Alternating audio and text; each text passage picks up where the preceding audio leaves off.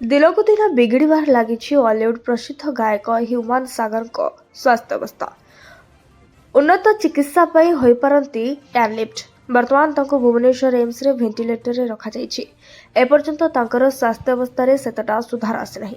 आगामी किछु घंटा जाए तांको ऑब्जर्वेशन रे रखा जाइछि।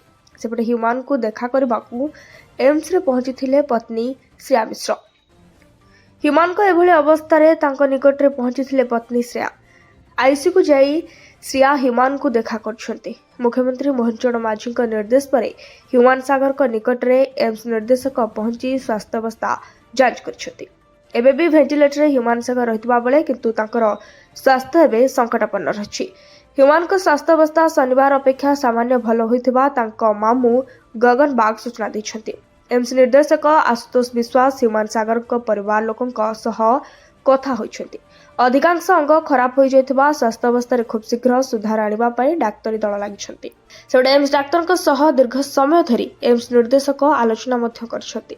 आलोचना करबा सह किभଳି स्वास्थ्य अवस्था रहिछि से नै आउ कोन व्यवस्था होई परिबो पचारि पुछछंती। एपटे म्यूजिक डायरेक्टर जापानी एम्स रे पहुंची स्वास्थ्य अवस्था पचारि बुझिछंती। समस्तको प्रार्थना करबाक मध्य से अनुरोध करछंती। ब्यूरो रिपोर्ट सीधा संवाद।